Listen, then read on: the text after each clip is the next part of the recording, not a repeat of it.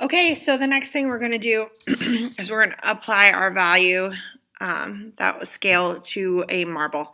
And I've already drawn out the marbles for you. So once you get your marble, which will be cut into strips, so you only have one marble, you will also get an example marble. This is one that I did in pencil. So you have that ready for you. But what you want to do is you want to look at your marble. So if this is my marble, I'm going to look and see which my lightest areas are. So this will have the paper showing, and then these little things will have the paper showing. Nothing else will have the paper showing because those are the only areas that are white. Everything else needs to have value added to it. I typically like to start with the darkest values. So obviously I know that this shadow right here is indeed the darkest value. We have this little strip in the inside that is also very dark. So then I would come up here and I would start applying that value.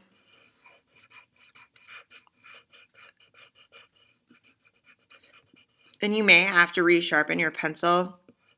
I might kind of rotate my tip around quite a bit. These are done in a very small scale, so you will definitely have to you'll have to probably sharpen these often. And then I'm going to come in here. And I know that there's a little white coming in here, right here. There's a little bit of reflection. I can come back in and I can erase that area, but you don't want to go too dark. That's what I did in my areas of white. I came in with the eraser. So I'm going to kind of come in here. Now I know that you're kind of lucky right now, and I have given you the drawing already. We will draw marbles as well. You will not just get to, so to speak, paint by number. So then I'm going to look at the next area to the left of that, and we have kind of a little bit of a gradient here or an ombre, so I want to get that effect in there. I want to get this little line in here. There's a lot of different things that you want to get going in there, so you want to really just reference your things. When I get to the outside, I definitely want to make sure that I'm following the contour. You do not outline this with pencil. You want to make sure that your edges. The background is gray, so you can definitely fill that in with a lighter gray, so that way you have that contrast there. And make sure that you focus in on the shadows because those are also very important. So then you're just going to keep going. So I'm going to come in here and I'm going to come through here.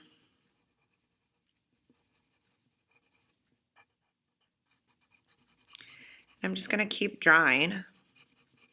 And I have a little line here kind of where that transitions. So I do know that this area is darker and this area is a little bit lighter. So I'm going to come in here. And remember, you don't have to press hard. You can always go over it. It's much easier to darken things up than it is to lighten things up. Especially when you're working kind of in a smaller area. I'm going to kind of darken this area. You can blend with your blending tool if you want to. You do not have to. A lot of my students do.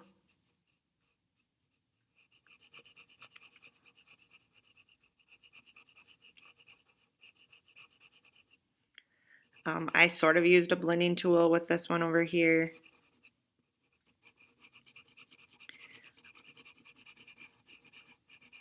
I'm just making sure that my tones are smooth. That's something that I'm really going to look for when I am grading your assignments. Nice, smooth tones. There's kind of a rip on this.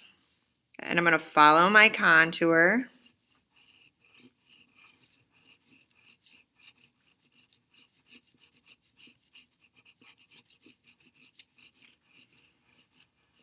I think this was my cracked, like a cracked marble. So if I want to smooth this tone out, I can.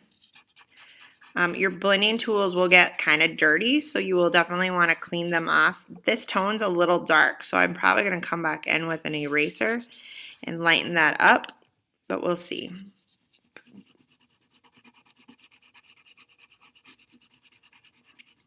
So I'm just going to keep going. I do know that there is a reflection right here.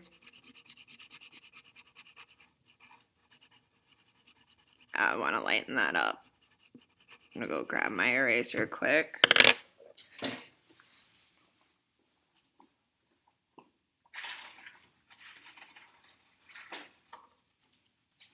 Your eraser is also a great tool to blend with.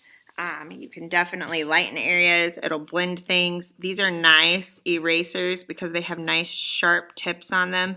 So you can really get into your areas and lighten those areas up. One exercise that I do in my advanced classes is actually taking graphite and actually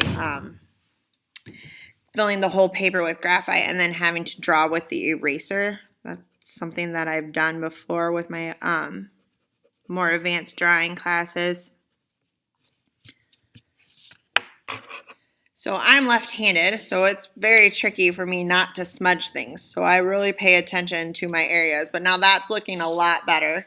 So I know that this lovely thing doesn't like to always stay into focus. But that's looking really good. So I'm going to keep going, keep drawing, and finish this up marble up and finish the shadow up. So that way I have a nice marble.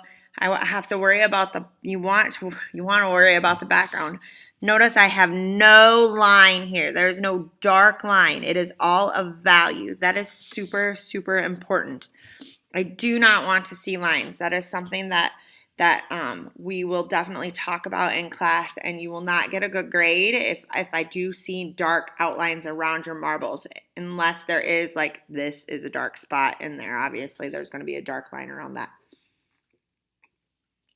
But you need to keep going and get a nice finished product. And then when we're done with that, we'll move on to a different material, and we'll do a charcoal pencil one. We'll do a watercolor pencil and maybe a colored pencil one too. And you will get to use color with some of them. We're going to talk about how to switch from black and white to color using monochromatic color schemes. So you're going to keep going, keep adding value to this. We're going to blend this out in here and just keep going and keep drawing.